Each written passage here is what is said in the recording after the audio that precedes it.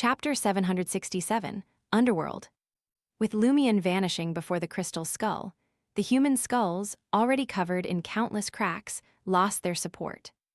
They shattered with a thunderous crash, bringing down the shadows from above and splitting the grassy wilderness into fragments. Oxido's paramita crumbled toward the cracked crystal skull, and everything there silently turned to dust. The spirits dissipated, the light vanished, and the void of darkness swallowed everything. No one knew how much time had passed before a gentle light began to glow in the absolute blackness, revealing a barren, dim, pale, and almost frozen wilderness. In the center of the wasteland lay the tranquil and sacred Lake Dausch. The headless lady, draped in a dark black dress and carrying 4 heads, swiftly appeared beside the lake, quietly gazing at its serene, transparent surface. As soon as Lumion was pulled through the bronze door, he felt countless eyes upon him, chilling his body further and numbing him. Meanwhile, arms of unknown origin reached out, grabbing at his head, neck, torso, and legs. Some had dull skin with white, bony teeth. Others were so decayed that their flesh was falling off, slowly wriggling with equally decayed worms. Some lacked skin altogether. Others were merely illusory spirit bodies. What they all shared was a bone-chilling cold that could freeze the soul. On Lumion's face, the golden mask painted with black and white oil sparkled with a faint yet pure light. The reaching arms halted momentarily before retracting. The eyes watching him from the darkness also withdrew their gaze. Lumion regained his thoughts and his sense of his body. Below him, he discovered a deep pit with no visible bottom or boundaries. The edge of the pit was made up of layers of blurry worlds, spiraling downward to the limits of his vision. These jumbled worlds layered atop each other, and Lumion couldn't make out what lay within them, only knowing that each was vaster than the star highlands, with all previous watching eyes stemming from the pit's bottomless dark. Lumion plummeted suddenly, falling into one of these blurry worlds in the blink of an eye.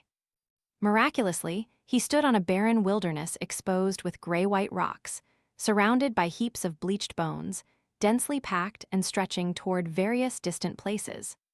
At this moment, these bones lay still, as if slumbering through time. Is this the underworld? I wonder where the abscessed hand's body part might be. Lumion looked around, muttering to himself in silence.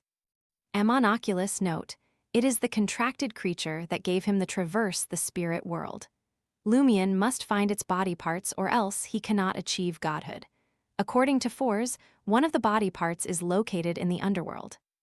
It was the chance to enter the underworld that had prompted him to help voluntarily, using the Eggers family's golden mask and the underworld Taoist's seal to push open the bronze door inside the crystal skull. Now, the problem was that the underworld was much more vast than he had anticipated, and he had no idea where to start looking. Similarly, the whereabouts and intentions of the decaying infant that Oxido had sent were unknown. Perhaps I could rely on the contract I had signed with the abscessed hand. Essentially being part of the same body, they are mystically connected. The contract I had signed is, to some extent, also with the rest of its body. Lumion quickly formulated a plan and spoke in a cold, hoarse voice. Knight of Swords, have all of you entered as well? Yes, came the faint voice of the Knight of Swords, Merrick.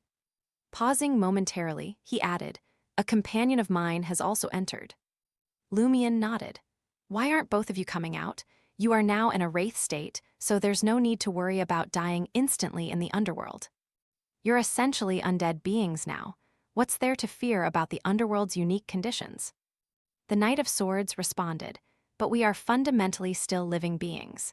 If we stay in the underworld as wraiths for too long, we won't be able to revert to human form and will forever exist as wraiths or evil spirits. By using your body, we can temporarily avoid the influence of the underworld, emerging only when it's crucial. I see. Lumion looked up at the pale, dim sky. I also can't wear this Eggers family's mask for too long. We have about 3 hours. As he spoke, Lumion tried to activate without using the black mark on his right shoulder, which was the abscessed hand's spirit world traversal ability. With this mark, he faintly sensed something at the end of the wilderness on his right calling to him. Is that the body part of the abscessed hand in the underworld? Just as Lumion had this thought, a figure appeared ahead. It was an extremely delicate-looking young woman with an unnaturally pale complexion. Her deep blue eyes were profound and devoid of any emotional fluctuation. Her light golden hair was tied in a stern bun adorned with a small black bonnet with a fine black veil, and she wore a complicated, exquisite black Gothic court dress. Is this the Temperance faction demigod that was attached to me earlier? Lumion recalled the two blurry figures he saw through the crystalline ice. One of them matched the lady before him perfectly. The Temperance faction's demigod floated in midair, slowly turned around, and then pointed in a direction, nodding at Lumion. She was pointing toward the end of the wilderness on the right. Do you mean that Oxito's prematurely born, decayed child might be over there? Lumion asked for confirmation. The lady in the black bonnet nodded gently in affirmation. She then vanished into thin air, and Lumion felt another chill inside him. It's all in that direction, huh? A coincidence? No, not a coincidence. It's more likely that something in that direction is drawing them there.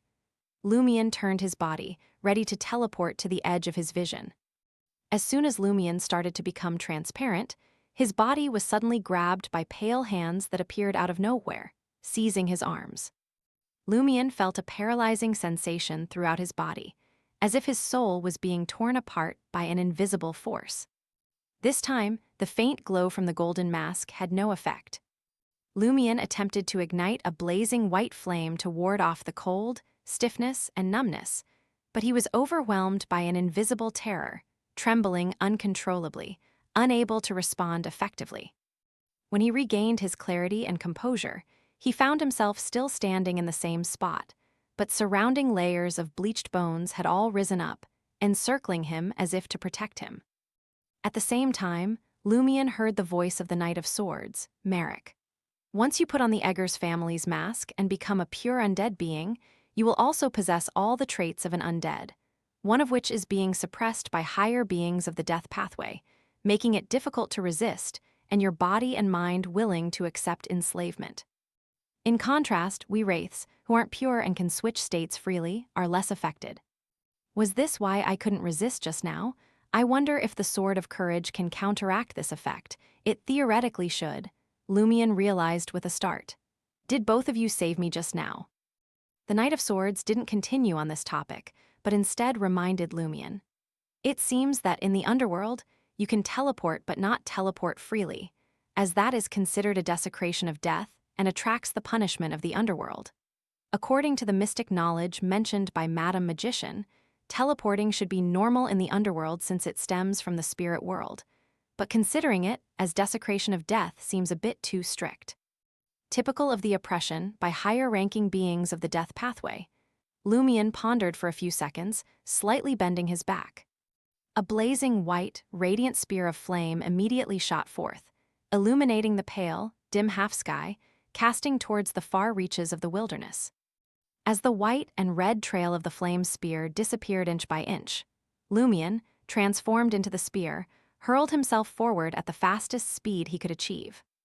During this process, he noticed the wilderness sloped downwards, and the destination he, the Knight of Swords, and the Temperance faction demigod aimed for was at the bottom of this hillside.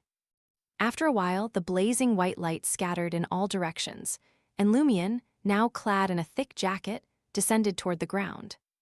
Ahead of him lay a wide, surreal black river, so vast he couldn't see the other side.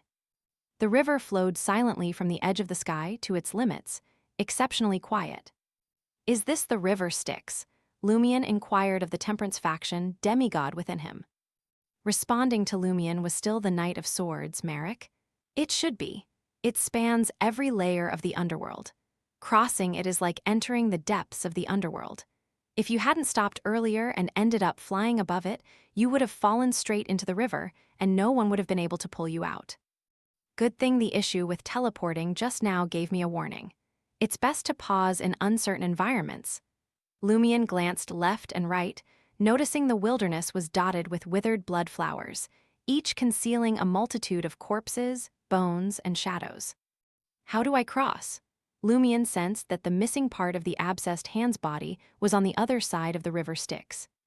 No sooner had he asked, and before the Knight of Swords could respond, A dilapidated, gloomy black boat suddenly appeared on the shadowy river. A figure draped in fragments stood on the boat, rowing with a long oar, guiding the vessel to Lumien's side before stopping at the river's edge. Peering closely, Lumien saw that the ferryman was a severely decayed male corpse. Large portions of his body were exposed, and his eyes appeared gouged out, leaving hollow sockets entwined with thick blood vessels oozing yellow pus. "Take this boat across," Lumien asked, lowering his voice to consult the Temperance faction member inside him. Knight of Swords Merrick replied in an ethereal but slightly grave tone, "It's the only way, but be careful of the boatman. The underworld has mutated, and it could be affected too."